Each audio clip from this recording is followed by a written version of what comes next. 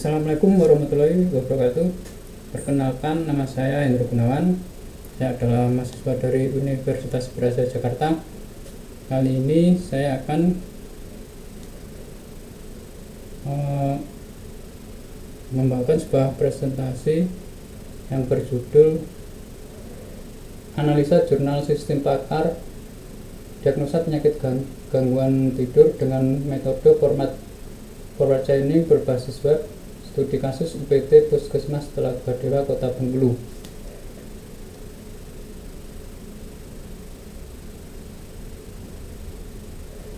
Di sini terdapat kata pengantar. Sistem pakar atau expert system adalah sistem yang berusaha mengadopsi pengetahuan manusia ke komputer agar komputer dapat menyelesaikan masalah seperti yang biasa dilakukan oleh para ahli. Sistem pakar yang baik dirancang agar dapat menyelesaikan suatu permasalahan tertentu dengan meniru kerja dari para ahli. Jadi sistem pakar adalah kepakaran ditransfer dari seorang pakar atau sumber kepakaran yang lain ke komputer. Pengetahuan yang ada disimpan dalam komputer dan pengguna dapat berkonsultasi pada komputer itu untuk suatu nasihat. Lalu komputer dapat mengambil inferensi atau menyimpulkan, mendeduksi dan lain-lain seperti layaknya seorang pakar, kemudian menjelaskannya ke pengguna tersebut bila perlu dengan alasan-alasannya.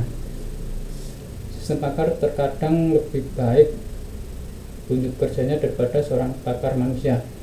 Dengan sistem pakar, orang awam pun dapat menyelesaikan masalah yang cukup rumit yang sebenarnya hanya dapat diselesaikan dengan bantuan para ahli. Kemudian sistem pakar yang dikenal di sini yaitu MYCIM, yaitu pakar medikal yang bisa mendiagnosa penyakit infeksi dan merekomendasikan pengobatan. Kemudian DENRAL yaitu mengidentifikasi struktur molekul campuran kimia yang tak dikenal. Dan XCON merupakan sistem pakar untuk membantu konfigurasi sistem komputer besar, membantu melayani order langganan sistem komputer DEC FAT 11/80 ke dalam sistem spesifikasi final yang lengkap, dan Excel dan prospektor dan lain sebagainya.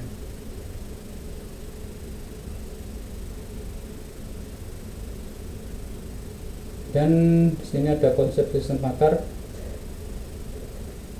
yang membahas diantaranya satu, definisi sistem pakar, kemudian yang kedua siapa pakar, ketiga model sistem pakar, dan yang keempat bagian utama sistem pakar. Di sini ditunjukkan seperti pada gambar 1, yaitu AIBS Expert System. Dan sistem pakar atau expert system, definisi dari expert system itu sendiri yaitu sebuah program komputer yang dirancang untuk memodelkan kemampuan menyelesaikan masalah seperti layaknya seorang pakar atau human expert. Sebuah program berbasis pengetahuan yang menyediakan penyelesaian berkualitas pakar untuk masalah dalam sebuah bidang yang spesifik. Sini ditunjukkan seperti pada gambar 3 yaitu human expert problem solving. Kemudian gambar 4 yaitu expert system problem solving. Sini ada user dan inference engine dan knowledge base dan working memory.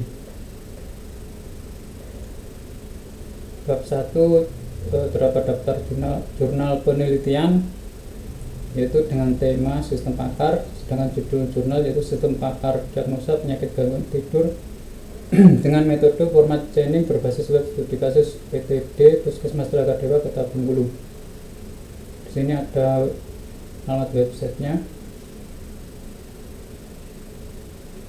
Dan bab 2 literatur review. Jurnal 1 yaitu sistem pakar diagnosa penyakit gangguan tidur dengan metode forward chaining berbasis web untuk studi kasus UPTD Puskesmas Telaga Dewa Kota Bengkulu. Di sini terdapat volume dan halaman, itu volume 19 dan halaman dari halaman 44 sampai 51, dan PISN dan ISN nya yaitu 1858 sampai 2680 atau 2723 sampai 4673. Ini adalah jurnal buatan tahun 2023 dengan penulisnya yaitu Ahmad Rivaldo, Yupianti, dan Ilayati Betty. Dan abstrak dari jurnal ini yaitu kebutuhan hidup memaksa manusia untuk bekerja memenuhi kebutuhan sehari. Pada umumnya manusia bekerja di siang hari dan beristirahat di malam hari. Banyaknya waktu yang dihabiskan untuk bekerja menuntut manusia beristirahat untuk memulihkan kondisi fisiknya. Tidur merupakan fase penting dalam aktivitas sehari-hari yang berguna untuk menyeimbangkan kehidupan manusia. Kebutuhan tidur orang berbeda. Banyak orang dengan tidur panjang membutuhkan 9-10 jam tidur malam, sementara yang lain tidur pendek yang hanya membutuhkan kurang dari 6 jam tidur setiap malam. Durasi tidur tidak selalu dikaitkan dengan gangguan tidur. Selain itu, kebanyakan orang tidak terlatih secara medis, sehingga penulis bermaksud untuk merancang sistem pakar untuk mendiagnosis gangguan tidur menggunakan metode forward chaining berbasis web yang dapat diakses melalui http://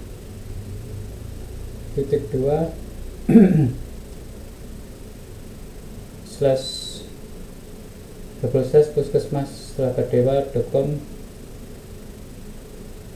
Kemudian aplikasi ini diharapkan dapat digunakan untuk masyarakat dalam diagnosis dini sebagai pencegahan penyakit yang lebih parah. Sistem ini dirancang menggunakan bahasa pemrograman PHP dan database MySQL. Sistem pakar yang dihasilkan mampu membantu pasien untuk mendiagnosis gangguan tidur sehingga dapat memberikan solusi terhadap penyakit-penyakit tersebut. Dari hasil pengujian diperoleh fungsionalitas 100% sesuai dengan kebutuhan sistem. Pada pengujian sistem yang dilakukan di UPTD Puskesmas Telaga Dewa Kota Bengkulu diperoleh gejala dan penyakit dari 7 data sampel yang ada. Dan kata kuncinya yaitu sistem pakar, forward chaining, gangguan tidur, dan puskesmas.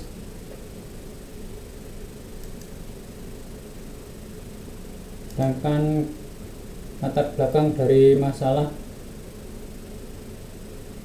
jurnal penelitian ini yaitu sebagai berikut. Yang pertama yaitu kebutuhan manusia untuk bekerja dan beristirahat.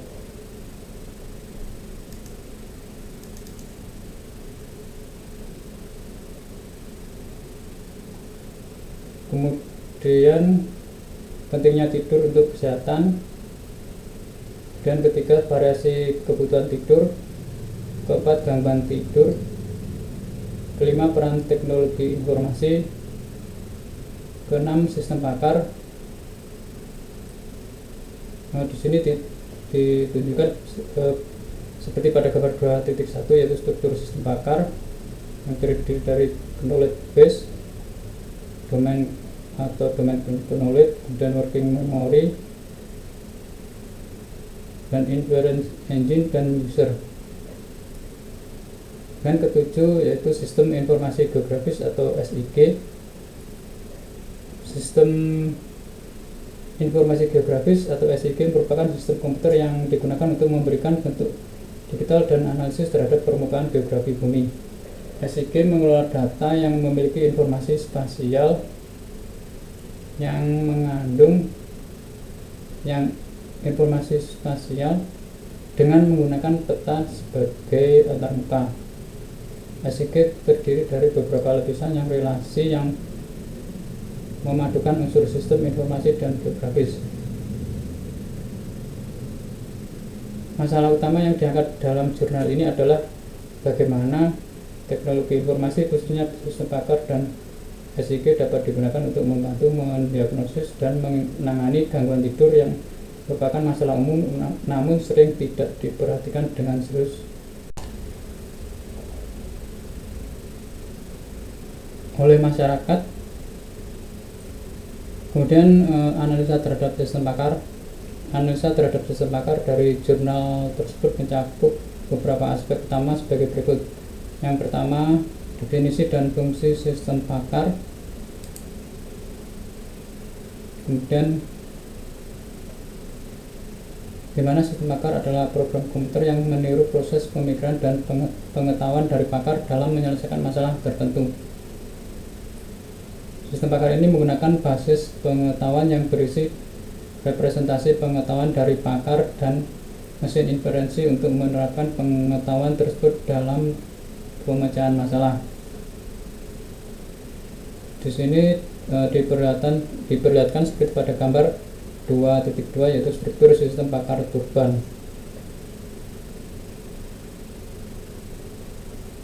Kemudian kedua yaitu komponen sistem pakar yang terdiri dari basis pengetahuan atau knowledge base, kemudian mesin inferensi atau inference engine, berfungsi sebagai otak dari sistem pakar, menggunakan metode penalaran untuk menerapkan pengetahuan dalam basis pengetahuan dan mencapai kesimpulan. Kemudian antarmuka pengguna atau user interface, kemudian memori kerja atau working memory, yaitu area memori yang digunakan untuk menyimpan hasil sementara dan kesimpulan yang dicapai selama proses inferensi. Kemudian fasilitas penjelasan dan perbaikan pengetahuan. Ketiga yaitu metode forward chaining, merupakan metode pengambilan keputusan yang umum digunakan dalam sistem pakar di mana proses penalaran dimulai dari data input dan bergerak ke arah kesimpulan akhir. Proses ini dikendalikan oleh data yang diberikan dan mengikuti siklus mengenal beraksi di mana sistem memilih dan menjalankan aturan berdasarkan kondisi yang ada di memori kerja, menggunakan strategi penyelesaian konflik untuk menentukan aturan yang akan dijalankan. Keempat, implementasi teknologi, di antaranya PHP, MySQL, dan SAMPP. Kelima, relevansi dengan topik tidur dan gangguan tidur. Sistem pakar dapat digunakan untuk mendiagnosis dan menangani gangguan tidur dengan mengumpulkan dan memproses informasi terkait pola tidur, gejala, dan kondisi kesehatan pengguna. Pengetahuan yang diperoleh dari pakar dalam bidang tidur dan gangguan tidur dapat dimasukkan ke dalam basis pengetahuan kemungkinan sistem untuk memberikan rekomendasi atau diagnosis yang akurat berdasarkan data input pengguna. Kemudian keenam, keunggulan dan tantangan. Keunggulan merupakan sistem pakar menawarkan kecepatan dan ketepatan dalam penyampaian informasi dan solusi masalah. Kemudian di sini ada juga tantangan. Kemiripan gejala dari gangguan tidur dapat menyebabkan hambatan dalam diagnosa dan sistem pakar harus dirancang dengan cermat untuk memastikan akurasi dan keandalan dalam memberikan diagnosis dan rekomendasi. Jadi secara keseluruhan sistem pakar yang dijelaskan dalam jurnal ini menunjukkan bagaimana teknologi informasi dapat digunakan untuk mengatasi masalah kompleks dalam bidang kesehatan khususnya gangguan tidur dengan menggabungkan pengetahuan pakar dan kemampuan komputasi yang canggih.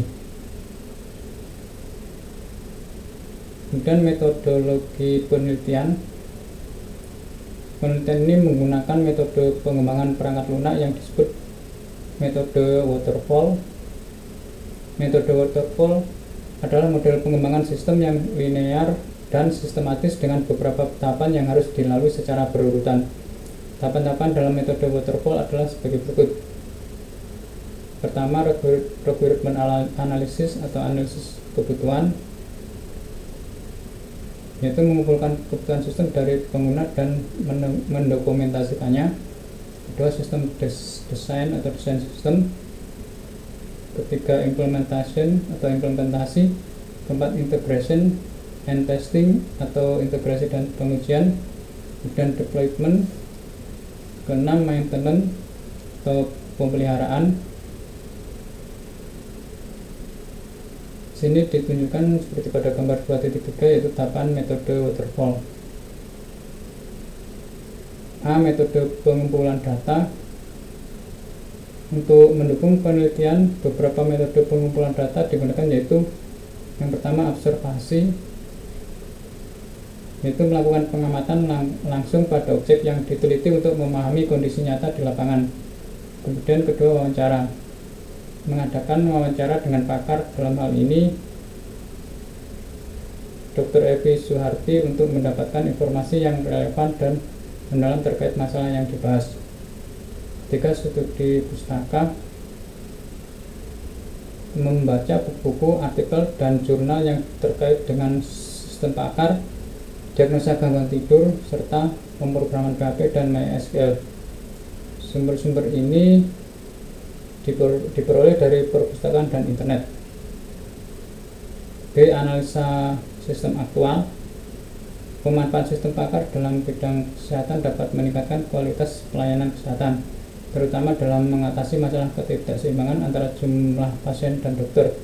Kebanyakan masyarakat tidak memiliki pengetahuan medis yang cukup, sehingga tidak selalu tahu bagaimana menangani gejala penyakit yang mereka alami. C. Diagram alur data atau data flow diagram. Data flow diagram atau DFD digunakan untuk menggambarkan proses-proses yang terjadi dalam sistem pakar yang digunakan untuk mendiagnosa gangguan tidur. Beberapa gambar DFD yang digunakan dalam penelitian ini adalah diagram konteks, yaitu seperti ditunjukkan pada gambar 2.4, dan DFD level 0 menampilkan proses utama dalam sistem dan bagaimana data mengalir di antara proses tersebut. Kemudian di sini ditunjukkan seperti pada gambar 2.5, yaitu DFD level 0 dan DFD level 1 proses 1. Merinci lebih lanjut salah satu proses utama yang ditampilkan di DFD level 0. D. Diagram hubungan entitas atau Entity Relationship Diagram ERD. ERD digunakan untuk menggambarkan struktur basis data yang digunakan dalam sistem pakar untuk mendiagnosa gangguan tidur. ERD ini menunjukkan entitas, atribut, dan hubungan di antara entitas dalam basis data. ERD yang digunakan terlihat pada gambar berikut. Entity Relationship Diagram atau ERD menampilkan entitas dan hubungan di antara entitas tersebut dalam sistem. Penelitian ini menggunakan metode pengembangan waterfall untuk mengembangkan sistem pakar yang dapat membantu mendiagnosa gangguan tidur. Metode pengumpulan data dilakukan melalui observasi, wawancara, dan studi pustaka untuk mendapatkan informasi yang relevan. Analisa sistem aktual menunjukkan pentingnya sistem pakar dalam meningkatkan pelayanan kesehatan, khususnya dalam mendiagnosa gangguan tidur. Diagram alur data dan diagram hubungan entitas membantu dalam menggambarkan proses dan struktur data dalam sistem yang dikembangkan. E. Basis pengetahuan jenis penyakit gangguan tidur. Di sini diperlihatkan seperti pada tabel 2.1, yaitu basis pengetahuan jenis penyakit. Untuk kode P1, nama penyakit insomnia, penyebabnya yaitu mengalami stres, jadwal aktivitas yang berubah, kebiasaan tidur yang buruk, terlalu banyak makan pada malam hari, gangguan mental, penyakit kronis, dan penyakit lain. Kebiasaan mengkonsumsi kafein, nikotin, dan alkohol, penggunaan obat-obatan, dan pertambahan usia. Kode P2, parasomnia. Penyebabnya itu sedang tertekan atau stres. Penderita memiliki gangguan post traumatic stress disorder, efek samping obat tertentu, penggunaan narkoba, kebiasaan mengkonsumsi alkohol, kurang tidur atau jadwal tidur bangun yang tak teratur. Dan kode P03 yaitu hipersomnia. Penyebabnya yaitu gangguan tidur, mengantuk pada siang hari, dan gangguan pernapasan saat tidur. Tidak cukup tidur di malam hari atau kurang tidur, kelebihan berat badan, penyalahgunaan narkoba atau alkohol, dan cedera kepala. Dan F, basis pengetahuan gejala. Tabel 2.2 yaitu basis pengetahuan gejala. Untuk kode G001, nama gejalanya yaitu sakit kepala. Untuk G02 yaitu gejalanya yaitu sulit untuk merasakan ngantuk dan tidak bisa tertidur. Kode G003, nama gejalanya yaitu mengalami migrain. Dan G004, terbangun pada malam hari atau dini hari dan tidak bisa tidur kembali. Untuk kode G005, gejalanya yaitu bangun dan tidur pada waktu yang tidak teratur. G006, kesulitan tidur pada malam hari. G007, tungkai yang bergerak tanpa perintah pada saat ingin tertidur. Kemudian G008, bernapas dengan irama yang tidak normal saat tidur. Dan G009, nama gejalanya itu mengalami mimpi buruk. G010, mendengkur sangat keras dan menggertakkan gigi.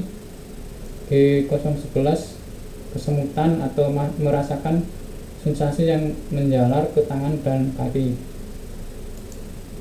Kemudian G012, gejalanya itu alami otot nyeri dan sangat lemas. G013, kurang tidur. G014, sedang mengalami stres.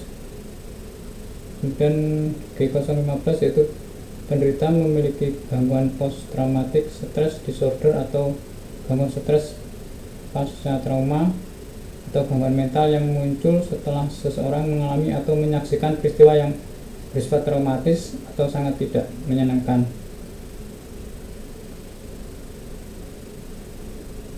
F, basis pengetahuan solusi. Di sini terdapat tabel 2.3 yaitu basis pengetahuan solusi. Kode S01, solusinya yaitu melakukan relaksasi. Sebagai langkah relaksasi, kamu bisa melakukan yoga atau pilates sebelum tidur. Atur jadwal tidur, atur suasana kamar yang nyaman, konsumsi makan sehat, berolahraga, hindari alkohol dan rokok sebelum tidur. Kemudian pijat. Untuk kode S02, solusinya yaitu pemberian obat. Dokter dapat meresepkan obat untuk mengatasi parasomnia.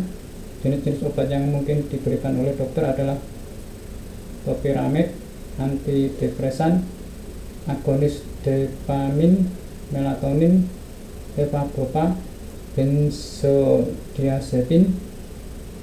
Melatih diri dengan kebiasaan tidur yang baik. Kemudian kurangi kebiasaan buruk seperti minum alkohol atau kafein. Kemudian buat jadwal tidur yang teratur agar meningkatkan kualitas tidur. Kemudian belajar pengolahan stres yang baik. Sangat penting untuk memastikan lingkungan tempat tidur bersih, aman, dan nyaman. Untuk kode S03,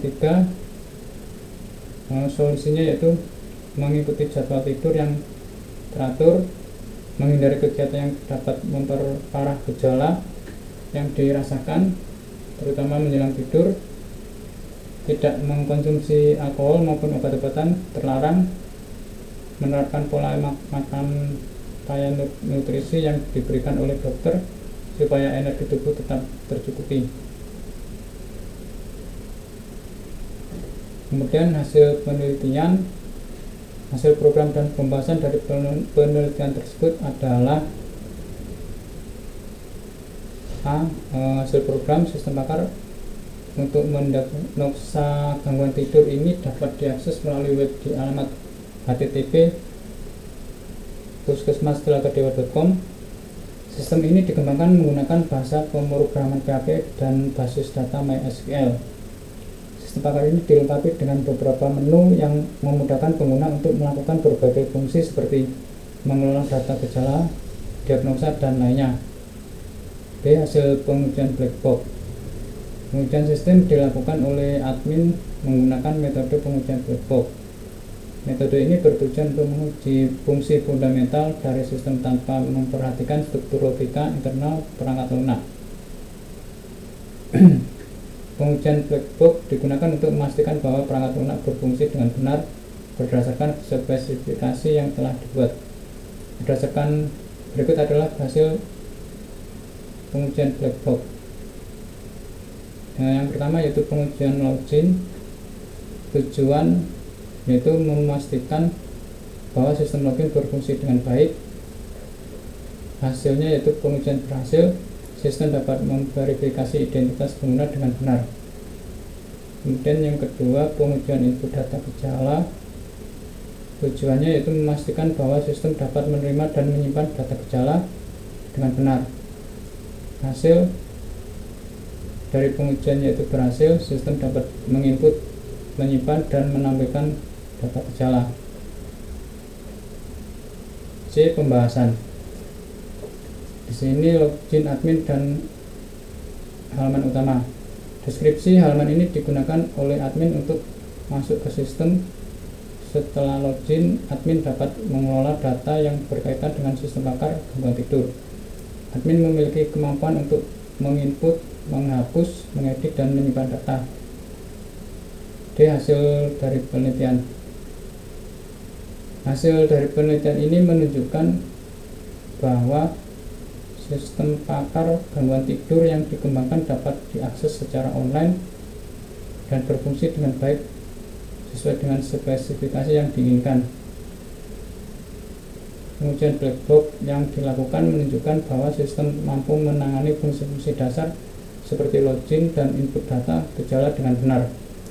Implementasi sistem ini menggunakan bahasa pemrograman PHP dan basis data MySQL serta melalui beberapa tahap pengembangan dan pengujian yang terstruktur. Kemudian kesimpulan dari penulisan laporan penelitian ini mulai dari tahapan analisa permasalahan yang ada hingga pengujian aplikasi sistem, maka dapat diambil beberapa kesimpulan sebagai berikut. Yang pertama, aksesibilitas dan penggunaan sistem. Aplikasi sistem pakar untuk diagnosa penyakit gangguan tidur ini dapat diakses melalui http://puskesmas.telaga-dewa.com. Sistem ini dikembangkan menggunakan bahasa pemrograman PHP dan basis data MySQL. Penggunaan aplikasi sistem pakar ini memudahkan pengguna dalam mendiagnosa gangguan tidur dengan cepat dan cukup akurat.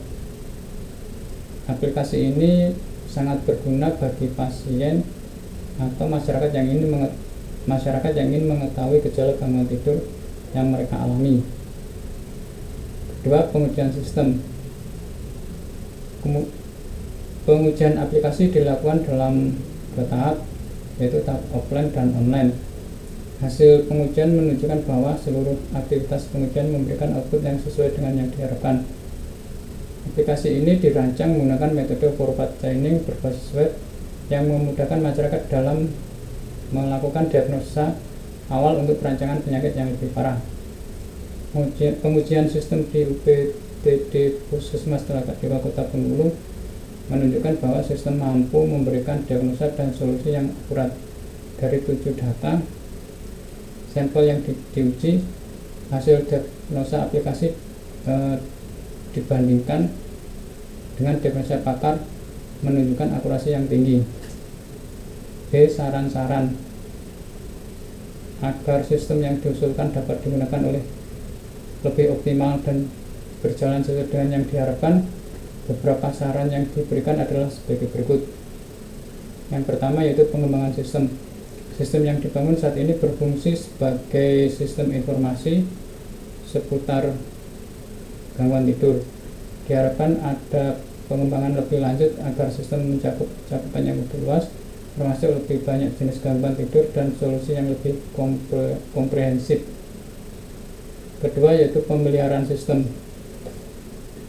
Diperlukan pemeliharaan berkala terhadap program aplikasi yang telah dibuat. Hal ini penting agar sistem dapat digunakan secara berkelanjutan dan tetap relevan dengan kebutuhan informasi pengguna.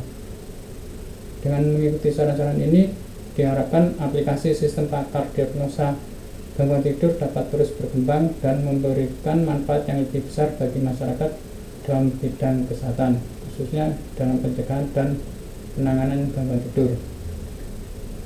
Dan di sini ada link jurnal. Kita bisa mengaksesnya di http://www.academia.edu dengan judul Sistem Pakar Diagnosa Penyakit Gangguan Tidur dengan metode Broadcast Chaining berbasis web, studi kasus UPTD Puskesmas Setelah Kedewa Kota Bengkulu, dan daftar pustaka, link jurnal penelitian, dan tabel nilai. Oke, demikian presentasi dari saya. Jika ada yang salah mohon dimaafkan. Atas perhatiannya saya ucapkan Assalamualaikum warahmatullahi wabarakatuh.